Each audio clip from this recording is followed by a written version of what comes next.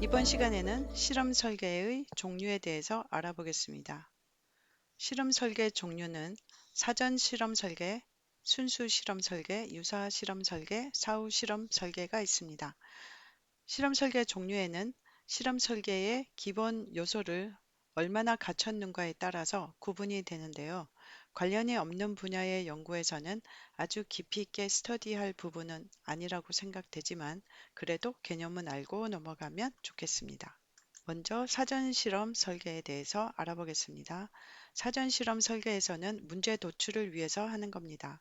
그래서 사전 실험 설계는 순수 실험 설계를 하기 전에 문제의 도출을 위해서 실험적으로 실시하는 탐색 조사와 비슷한 성격을 가지는 실험 설계를 말합니다. 단일 집단 사후 측정 설계에서는 연구자가 단일 집단을 대상으로 독립변수 x1을 조작해서 노출시키고 사후의 결과를 측정하는 실험 설계입니다. 독립변수의 조작 이전의 상태에서는 사전 측정을 할 수 없기 때문에 독립변수의 순수한 효과를 알 수 없습니다. 외생 변수의 통제가 거의 이루어질 수 없기 때문에 내적 타당성과 외적 타당성이 모두 결여된 설계 방법이라고 볼 수 있습니다. 두 번째로 단일 집단 사전 사후 측정 설계를 할 때는 독립 변수의 조작을 하기 전에 종속 변수에 대한 사전 측정을 하고 독립 변수의 조작이 이루어진 뒤에 종속 변수의 수준을 다시 측정해서 두 결과의 차이로 독립 변수의 효과를 측정하는 실험 설계입니다.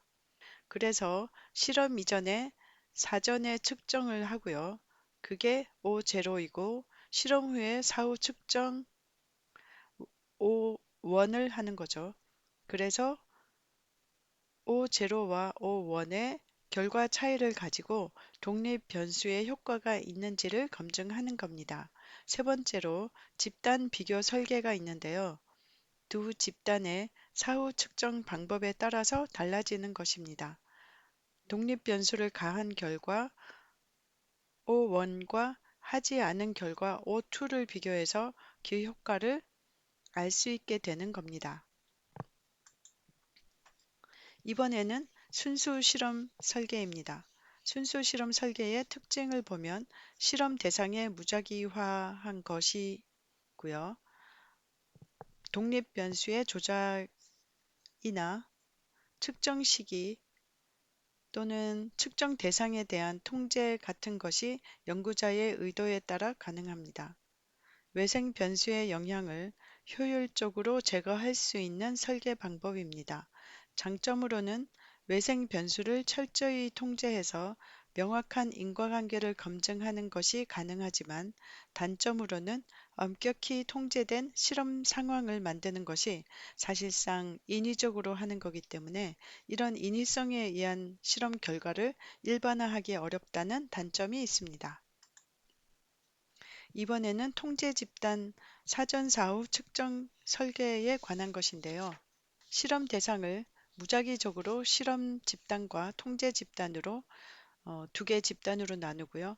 실험 집단은 독립 변수에 노출하기 전후에 각각 종속 변수를 측정하고 통제 집단은 독립 변수를 가하지 않고 종속 변수를 두 번 측정하는 방법입니다. 이렇게 하면 독립 변수의 효과를 측정할 수 있습니다. 실험 집단의 무작위화를 통해서 외생 변수의 통제가 가능하다는 장점이 있고요.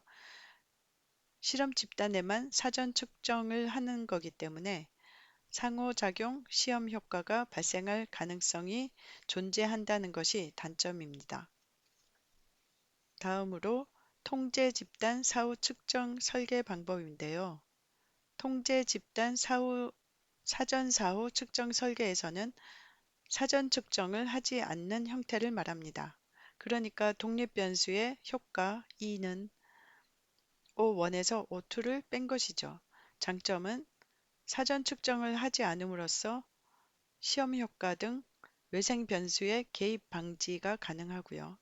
단점으로는 실험 대상의 반응이 변화할 수 없는 과정을 파악할 수가 없고 두 집단의 최초 상태가 동질적이라는 것을 보장하기 어렵습니다. 이번에는 솔로몬 포그룹 설계에 관한 것인데요. 통제 집단 사전 사후 측정 설계와 통제 집단 사후 측정 설계를 합친 형태로서 가능한 모든 외생 변수를 통제하기 위한 방법입니다.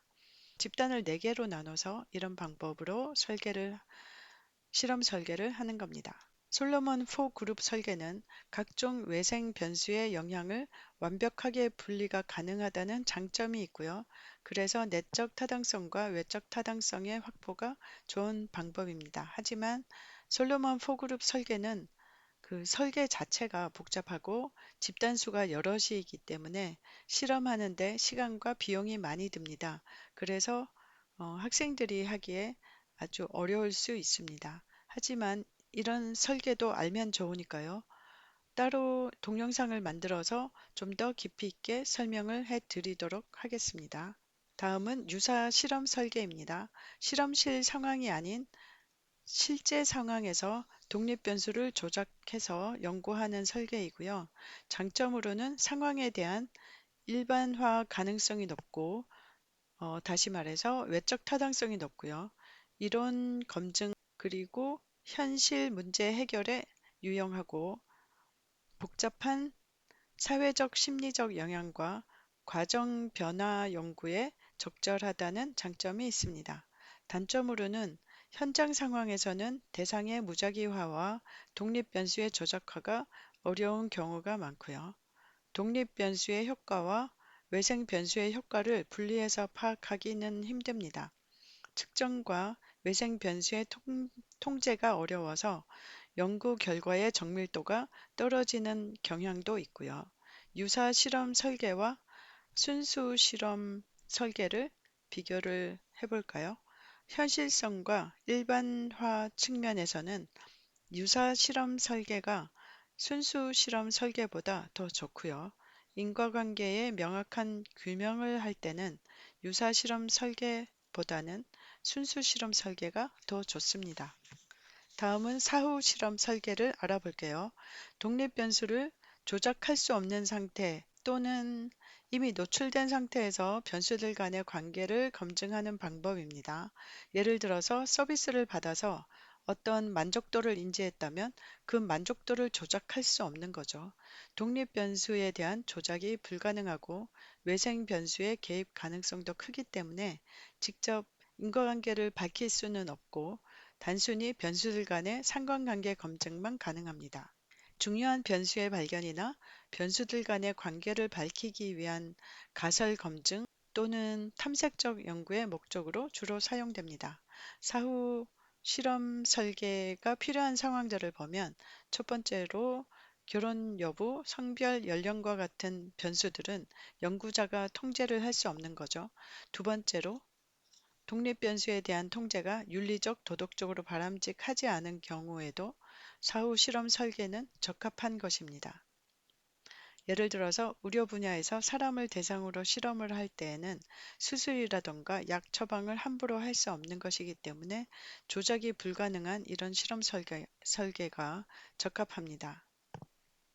세 번째로 독립 변수를 통제하는 데 많은 비용과 시간이 들거나 기술적으로 어려운 경우에도 사후 실험 설계가 필요합니다.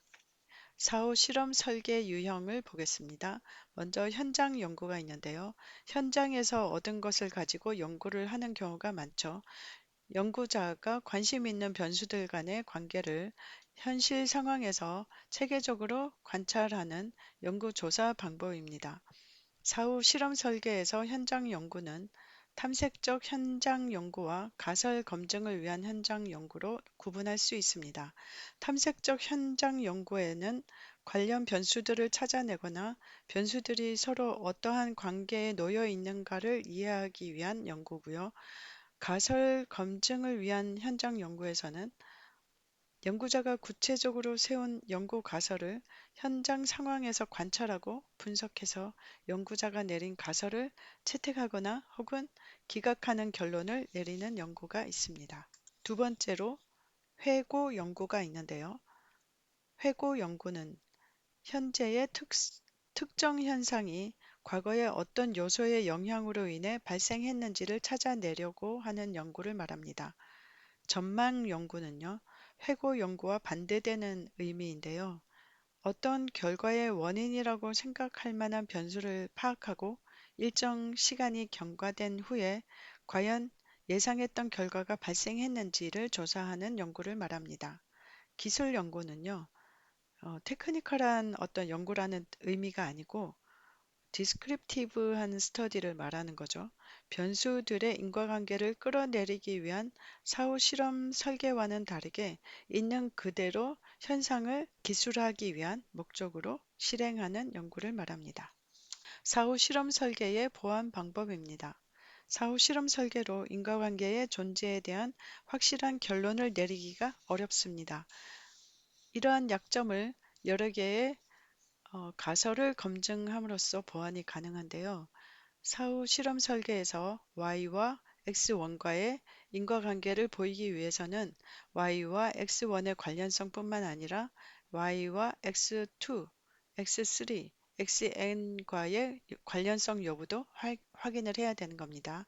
그래서 독립변수를 한 개만 가지고 Y에 영향을 미치는 인과관계를 보는 것은 명확하게 결과를 얻기가 쉽지가 않기 때문에 독립변수를 여러 개 가지는 것이 더 좋습니다. 여기까지였습니다. 수고하셨습니다.